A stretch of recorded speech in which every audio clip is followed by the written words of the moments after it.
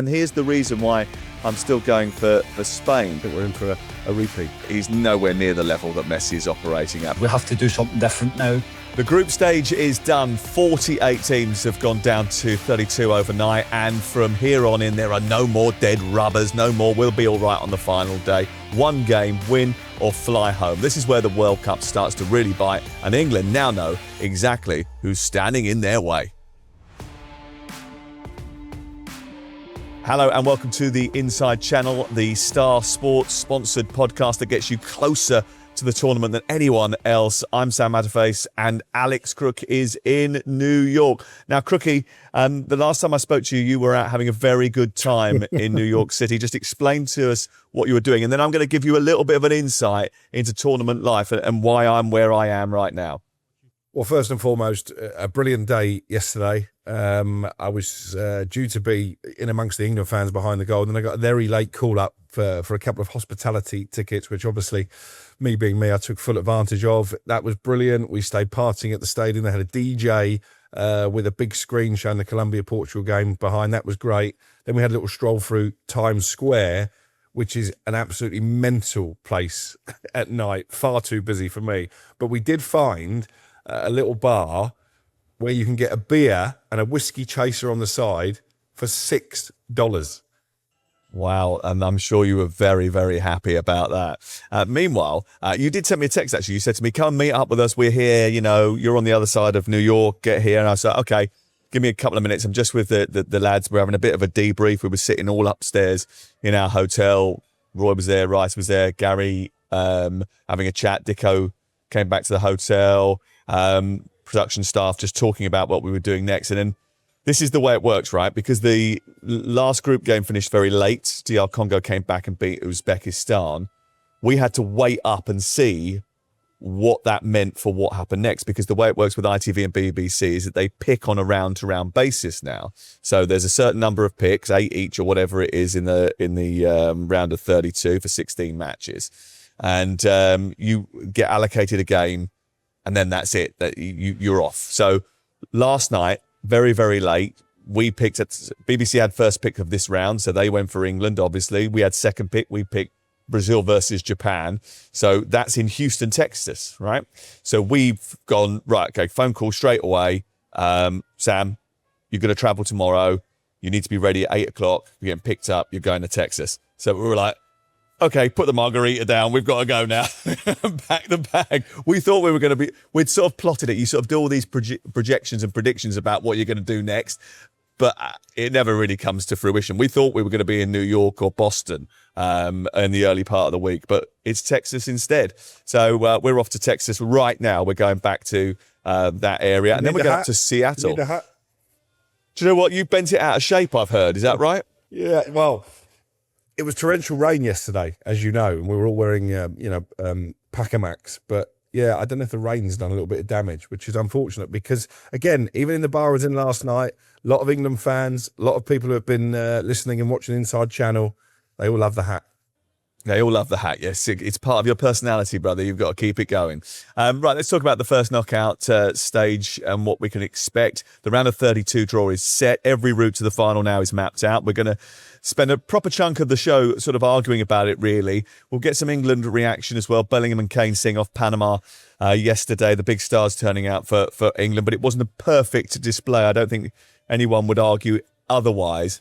Later in the show, we're going to sit down with the former Scotland international, Charlie Adam, as well. He's been talking about Scotland's problems, really, and what they can do next and who should be their new manager. He's got an interesting take on that. And by the way, there is a market available at starsports.bet where you can bet on who is going to be the new Scotland manager. They're our sponsors. Remember, it's 18 plus, begambleaware.org. Let's get into the bracket itself. If you want the kindest route in the whole bracket, then look where Spain are right now. Spain won their group, clean sheet all the way through, drew Austria in the round of 32. Then it's Portugal or Croatia in the 16.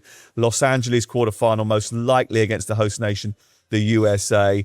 And then that big semi-final, which is likely to be against France, which may well determine whether or not Crookie takes his clothes off in Times Square or not.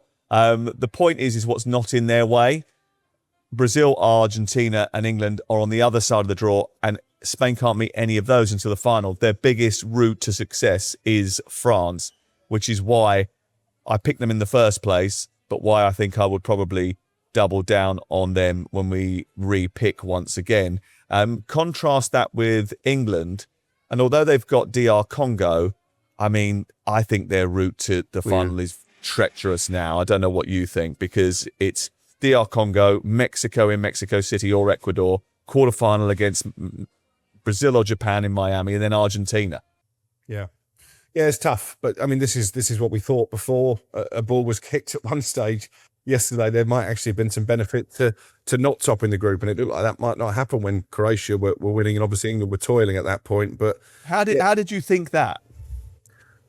Well, because they'd end up on the Spain side of the draw. Yes, they'd have to meet Spain, obviously, a lot earlier. But I'm not overly impressed with Spain. I just think the other side of the draw is so difficult. And particularly this game in Mexico, actually, speaking to the England fans here, that's the one they've got the most trepidation about because of the altitude issue, because obviously Mexico will have home advantage, and because they almost never lose at the Azteca, Mexico. So I'm due to go to Miami if England get there for that quarterfinal against Brazil, which will be an absolute blockbuster. But I'm just praying that England are in the tournament long enough for me to make that trip. I've been really impressed with the USA. I've been impressed with the United States of America's adoption of the sport, but I think that's partly down to the fact the USA have been involved in such great football matches so far, and it's captured the imagination of the nation. They won their group. They drew Bosnia in the round of 32, a side that is ranked outside the top 60 that barely created a chance in the group.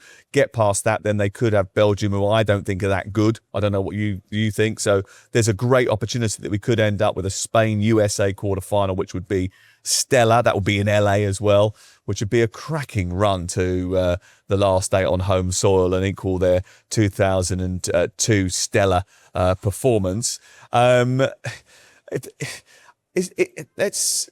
talk a little bit about, does the draw change who wins it? I mean, I think we're probably not going to waver. I mean, we were doing this tipping competition, and the guys that are running it are suggesting that maybe we could have another pick now who could win the whole thing. I don't really think that I'm going to change my mind, and here's the reason why I'm still going for Spain. You know, okay, there was a goalless draw against Cape Verde. They opened the tournament with one of the biggest shocks of the tournament so far. But then you've got Lamine Yamal. He becomes the World Cup's youngest ever scorer for Spain, 18 years, 343 days, against Saudi Arabia. He's magic. He's the best teenager in the game. He's probably the best teenager that the game has produced since Lionel Messi. And the reason that I think they will go all the way is because their front line is really impressive, and their back line too is absolutely resolute. They haven't conceded a goal yet.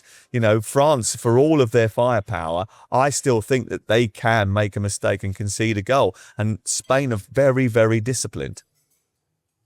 Yeah, I don't disagree with that. I think if there is a weakness in the French team, it is that defence. But I just think they've got so many weapons going forward. For me, they are the standout team. They remind me of Spain at the last European Championship, because I'm going to be controversial here. It's been a brilliant tournament, but from a quality perspective, I think a lot of the big nations, you mentioned Belgium, you're not impressed with. It's not a great Brazilian side.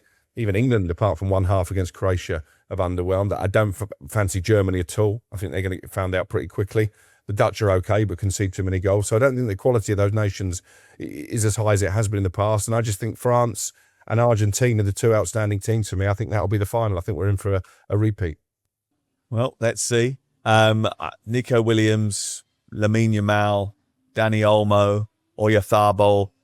I think they've got enough firepower to get the better of France. So I'm doubling down on Spain, and I think that you're going to double down on France, aren't you? So we're just going to keep arguing about this until the end of the tournament. Let's see who's standing at the end of it. Let's talk about some of the other standout ties from the round of 32. For me, Netherlands against Morocco is a really good tie. Two of the form sides of the group stage have finished on 7 points, both flying. Morocco, the side no one wants to play, semi-finalists from 4 years ago. They went toe-to-toe with Brazil and drew. That's the one I've circled. And I really do like the Brazil-Japan game. That's the glamour game, and I'm going to that. And we know that we've both talked a lot about Japan and been very positive about them.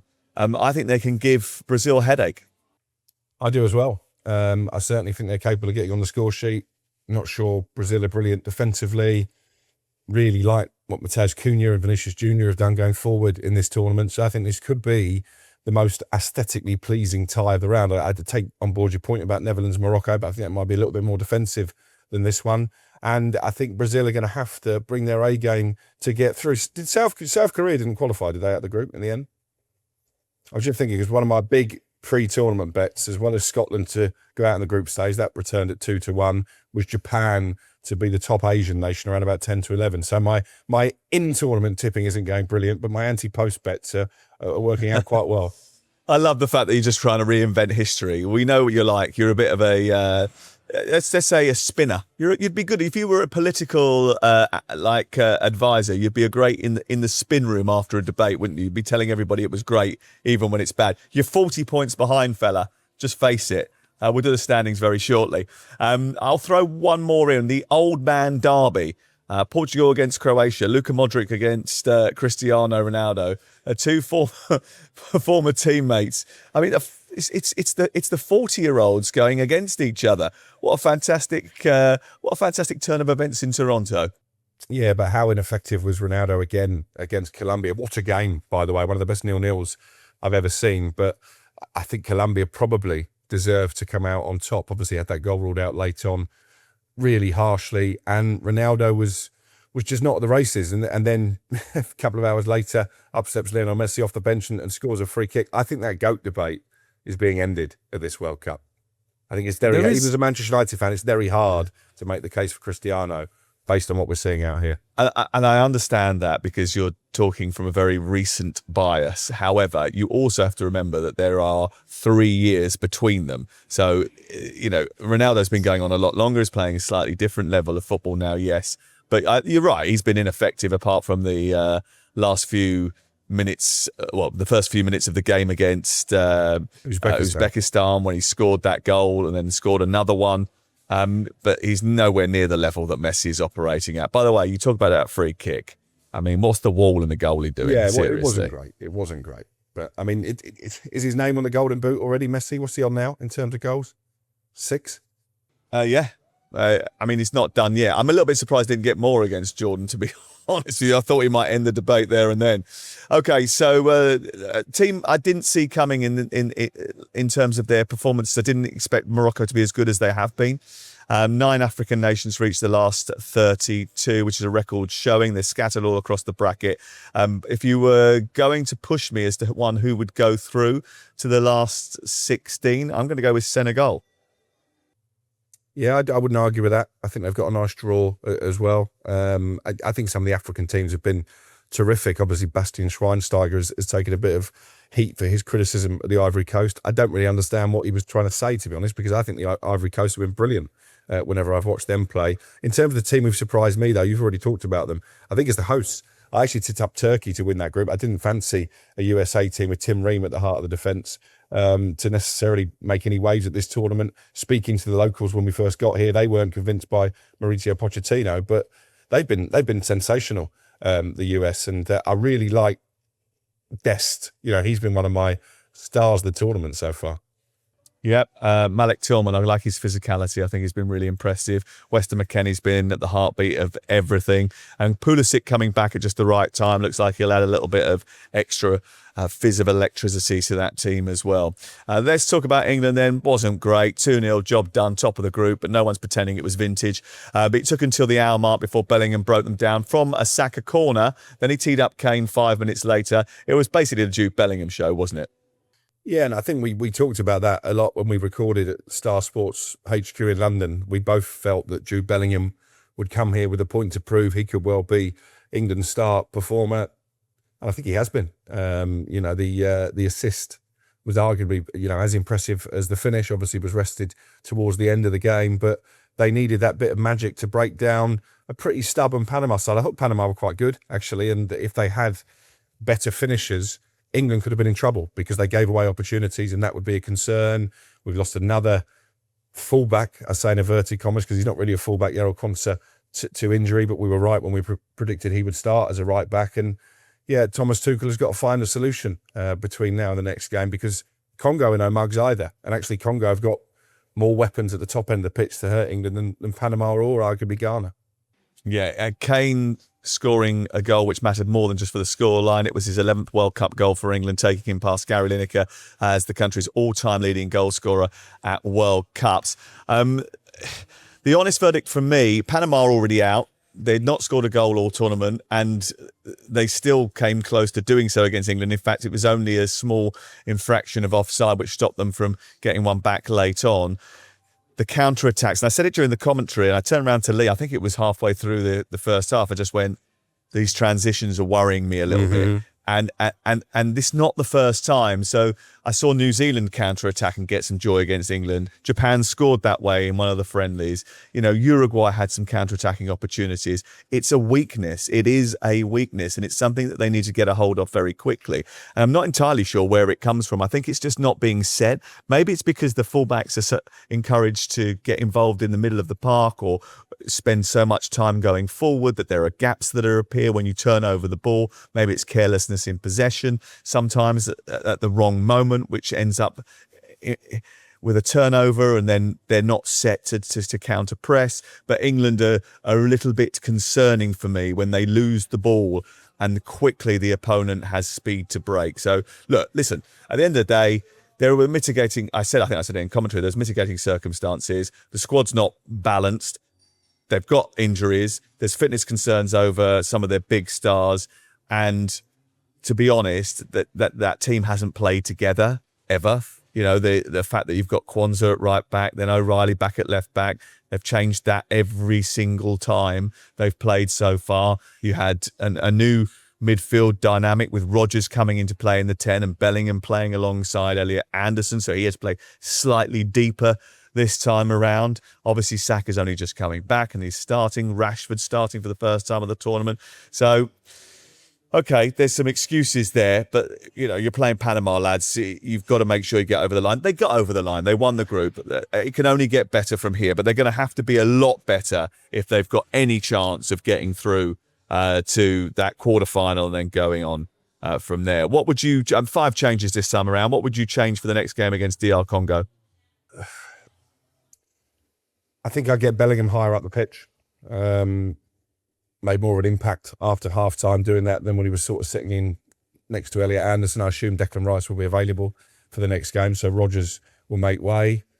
Did Bukayo Saka do enough to keep his starting place? Did he do enough to convince us he's fully fit? I'm not sure, so I wonder if Madueke might get the nod against Congo. And then obviously you've got the right-back conundrum to solve. I guess the easy solution would be Jed Spence to go in there, because I don't think he necessarily wants to break up the partnership between Konsa and Gay, because, of course, the other option would be Konsa at right-back and John Stones comes back into the middle. Yep. Okay. All right. Let's see what happens. England playing. Well, I found out from producer Ollie, who is organising the schedule here. He says to me, "What time we're going to be in Seattle, aren't we? When England play? Yeah. And what time is it going to be? 9 a.m. 9 a.m. in Seattle. Is it really? So we will be sleepless in Seattle because we'll be up early to watch England, and then we're going off to, what game is it? Belgium against Senegal. That's it. Yeah, I knew I was doing that one. It's a little bit You think confused Senegal will and beat dazed. Belgium? I do, yeah. Do you? Yeah, I agree with you on the Belgians. Massively underwhelming. I think Jeremy Doku is probably the one player who could hurt Senegal, but yeah, wouldn't be a massive upset if Senegal came through that tie. But mentioned it in the big preview that we did earlier in the summer. Remember, if you fancy England, then Star Sports are best price England throughout the course of the tournament. You can find them at starsports.bet. They're the UK's leading independent bookmaker, and they've got everything you need there: virtuals, casino, live in play odds. Just go to starsports.bet. It's over 18s only. BeGambleAware.org. Right. Okay. Before we go any further, let's speak about Scotland, because England weren't perfect in their game against DR Congo. But if you think England have got it bad, then what about Scotland? Their fans came over to the United States of America. They were absolutely sensational. They made friends wherever they went. But Steve Clarke did not. Here's Charlie Adam. Charlie, let's get straight to it. We are speaking to you a matter of 24 hours or less since we heard the news that Steve Clarke was stepping down as Scotland manager. How big a surprise was that when you found out? Yeah, I woke up this morning, Alex, and the news obviously had been broken quite late at night, and yeah, I was surprised. There's been a clamber for Steve for probably since the end of qualification, really, not to be in the job from certain sections, and really disappointing for that to achieve that success. They didn't want to give him a new contract, parts of it. They did give him it. I think we had to give him that full backing. And I think Steve's made a personal decision to step away from this, because I think the sort of narrative against him off the back of this tournament, I just think he's gone, I'm not going to accept this, and I'm walking away. I've done what I've had to do. I've got them to 3 major tournaments out of 4. And they hadn't qualified for a knockout tournament for a long, long time. So I've done my part, of course. Then we can put it in, and we can look deeper into it in terms of performances and results there. But as a Scotland fan that's not been to a major tournament or a World Cup in 20 odd years, to get there, to win a first game, which we were all looking to, it was difficult. And again, I'm gutted for him, because to have that success and then to see the barrage of tough and a bit of a sad indictment, really, in terms of what people are saying about him as a person, but also as a coach, I think is really poor. But he's decided that him personally himself, and we move on. And now it's a big job for the SFA to make the right decision on who they feel is right. What do you think the biggest factor in Steve's decision to walk away has been? Do you think it has been that media criticism during this tournament? Yeah. No, I do think that, yes. I think it will be the media criticism I get. And again, as a manager, you take the flak, and you take that in terms of the performances of not being to a level to expect. But again, we have a realisation of where we are as a nation and what we're doing. I don't think the problem is as big in terms of the top end. I think it's below is where we have to start looking at as well. I think that's a big problem for us. Under 21s haven't qualified for a tournament for a long time. Other teams have not qualified. So I think the clubs in the pathway and the sort of next generation of Scottish players, we have to do something different now.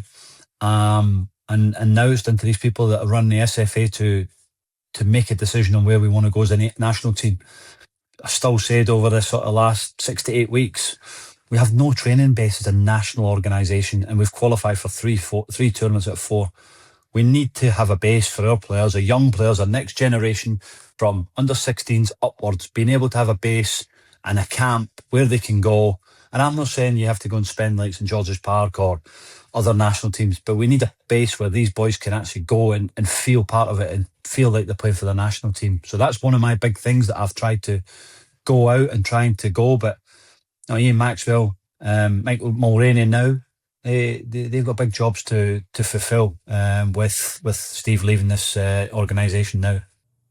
We'll come on to potential replacements in a moment, but do you think Steve could have helped himself during this tournament by PRing himself better? And, those post-match interviews were cringy at times.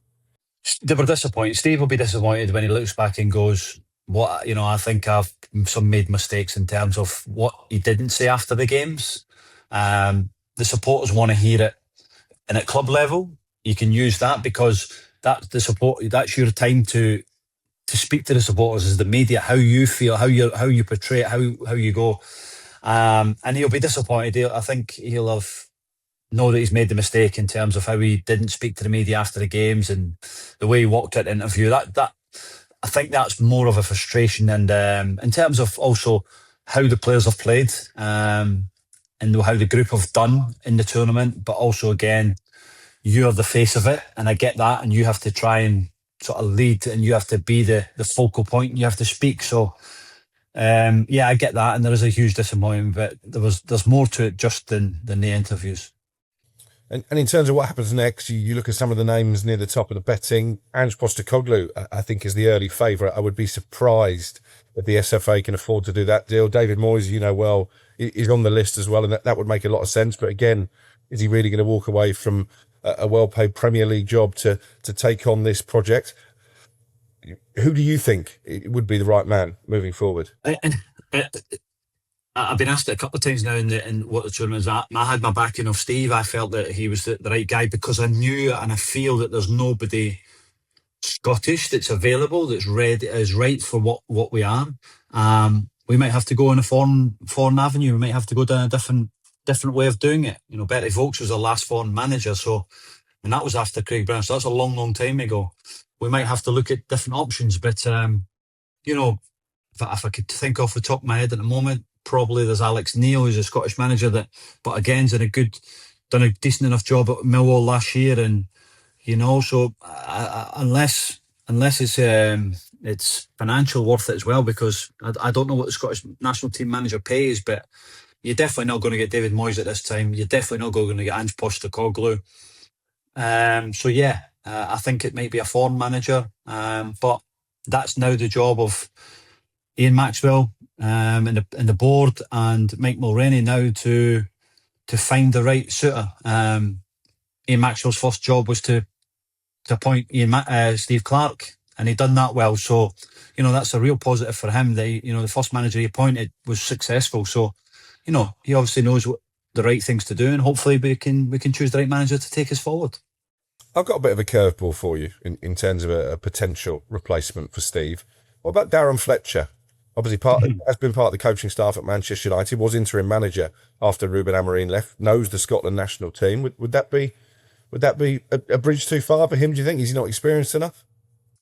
Well, again, you talk about no experience. Ultimately, it's down to, again, but for us, you know, we only have a full-time manager. We don't have a full-time assistant manager. We don't have full-time coaches. It's, you know, that's what I'm talking about. The SFA have to think about, do we invest in the national team in terms of, you know, do we have our own manager? Do we have an assistant manager that's full-time, that's on the books, is employed by the National FA? How do we change the dynamics of the game? How do we want to look, and how do we go forward from that? And I think that's key, because the people that are coming in are on, you know, a day rate, got guaranteed certain days that they might get over a year working for the national team. So for me, I think the next step is, right, okay, Dan Fletcher, for me, maybe not a bad shout. Young, enthusiastic, knows the players, got a relationship with some of the players as well.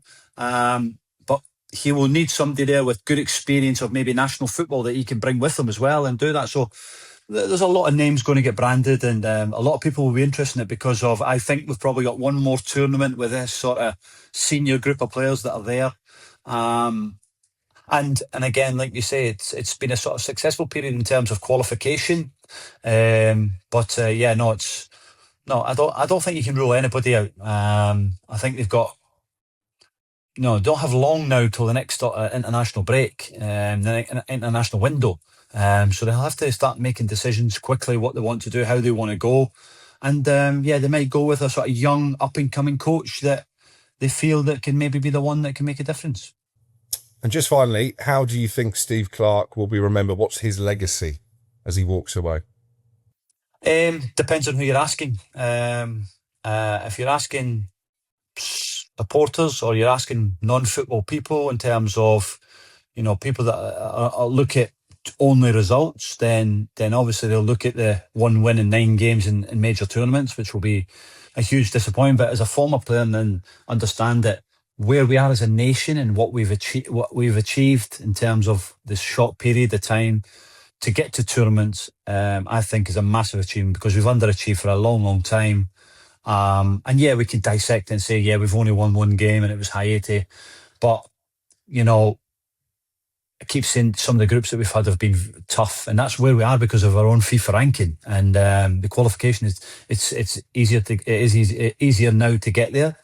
But performances, we've not turned up. Our best players, our main players that you expect a lot from, haven't performed to the level we expect. And again, after that, the other ones that were playing made huge mistakes in the big moments. Great stuff. Charlie, thanks for joining us on the Inside Channel. Much appreciated. Thank you. Well, the good news, I suppose, is that Steve Clarke is now free to come and join us whenever he likes, as we suggested in the previous episode, Crook. Well, I think he should be on that flight to Houston with you. You could then take a little road trip down to Dallas. I know a very nice honky-tonk bar. If he doesn't have a smile on his face there, then there's no saving him, I can promise you. We get him a cowboy hat. He'll be fine. We're going to cheer him up. We're going to make it our mission in life now to cheer up Steve Clarke. It's bad news for Scotland that they didn't get through, because I think we mentioned it.